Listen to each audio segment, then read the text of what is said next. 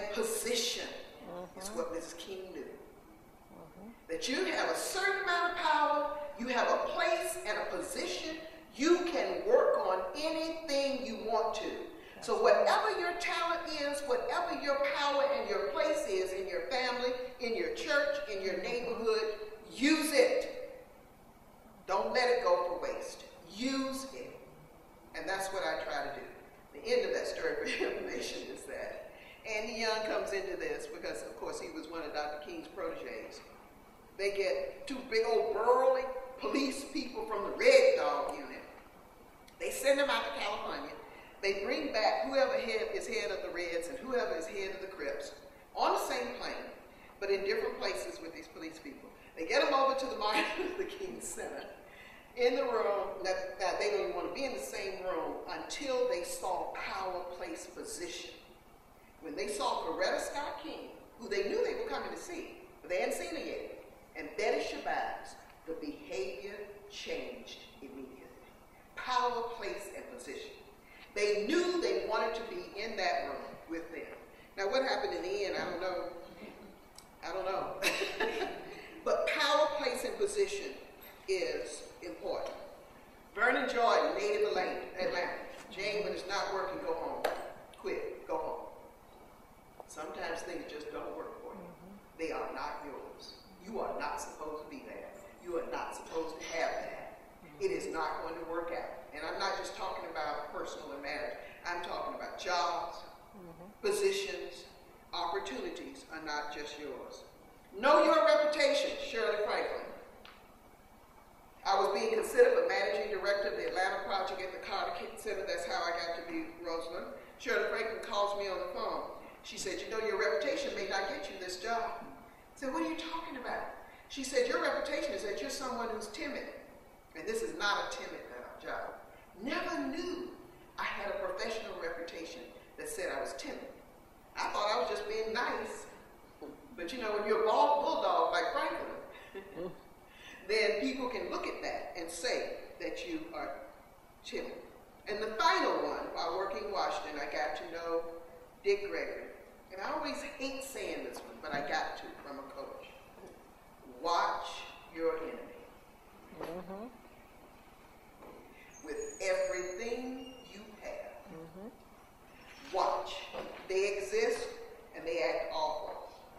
Now, Dick Gregory, who's a religious man, said, Jane, you need to find a couple of psalms and write them down and put them in your shoes and walk around on top of them.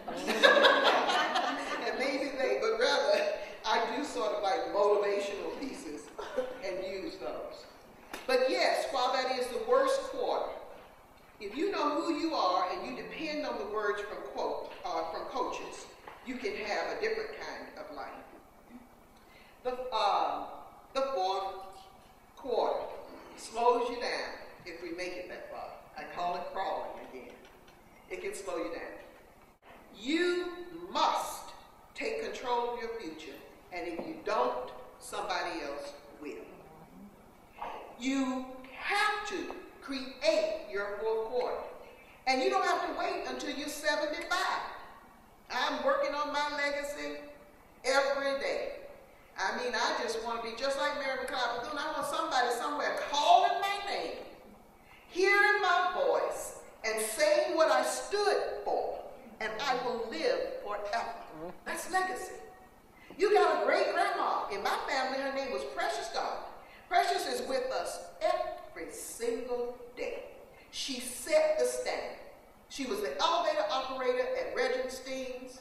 She would come home and keep a house over on Chestnut Street where visiting professors at the Atlanta University Center could stay, and she would not cry in front of us. She said, baby girl, lift yourself up. We're going to fix this. Precious God, a legacy who won't die. Create the second life that you've always wanted. Create your legacy map or solution and create your legacy. Sankofa. One of the things about creating legacies is that you have to know where you've been and where you come from. And we know, most of us in this room, that Sankofa represents a bird in West Africa whose head is turned around. So while he's looking back, the Sankofa bird is always going forward so that the Sankofa bird can tell us what we are about. Now, Sankofa birds are wise because they're like Rosie O'Donnell. You know, we don't have to think about that bad stuff except to learn from it. But we need to begin to think about the good stuff as we go forward.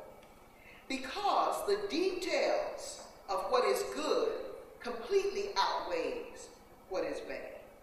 Sankofa bird, as described in West Africa, asks a few questions, and that is, what is your track record? The citizens of those tribes say, Sankofa, Sankofa, Sankofa Priscilla, Sankofa Carl, what is your track record? Or they might say, Sankofa, Sankofa, are you looking back to hurt yourself with those bad memories? Or are you looking back to heal yourself? Sankofa, what are your strengths? Sankofa, what is it that you bring to the table as we walk forward? And then in addition to the celebration of the Sankofa bird, some of the things in the words of the Americans that are used in that reflection are, smile, bird, even when your heart is aching. Love her, friend. Or dance through the pains in your bones. Or look fear in the face. Or accept what you find. Because Sankofa birds know that as they walk forward, there is a legacy that has to be filled and completed. And so the manifesto takes us to that map of solutions. It is each one of your responsibilities to be able to identify the things that I've said here. Now, I told you a few minutes ago that I was going to tell you to reset your life, and this is where I'm going to do.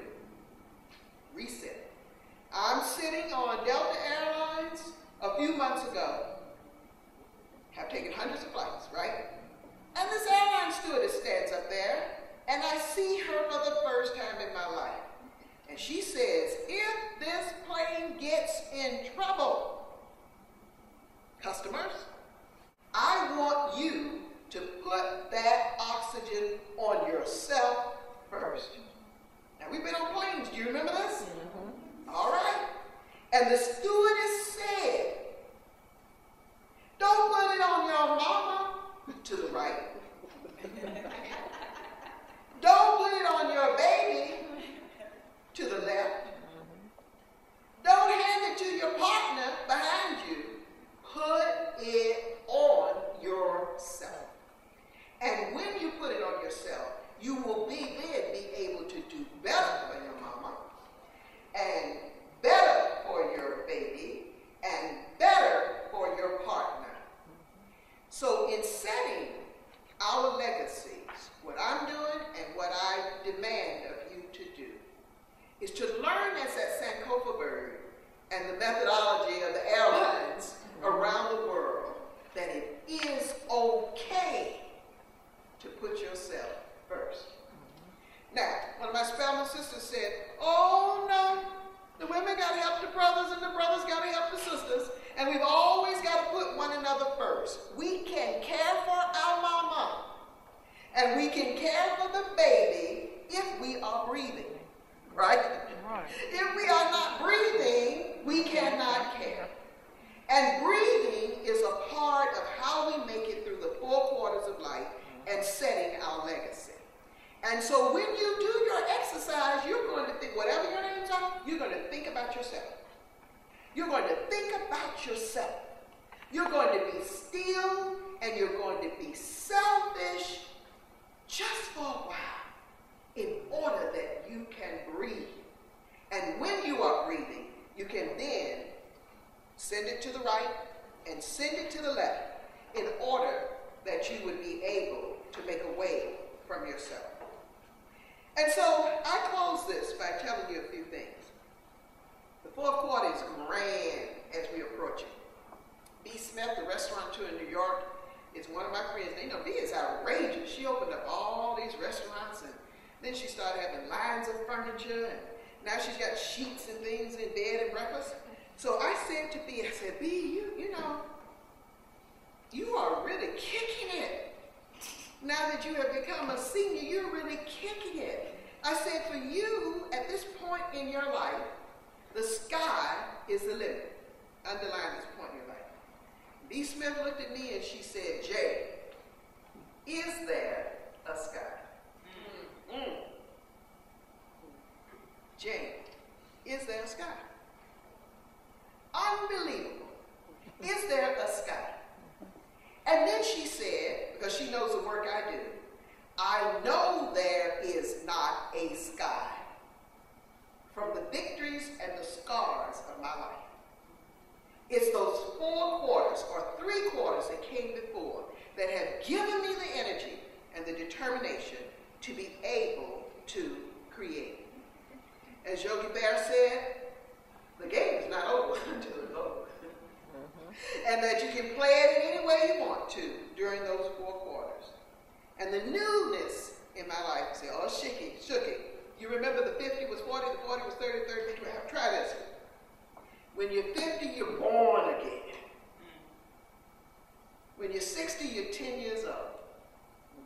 When you're 70, you're 20. When you're 80, you're 30. When you're 90, you're 40. And if you have to get out of here at 100 years, you will really only be 50. It just takes a way of putting it together.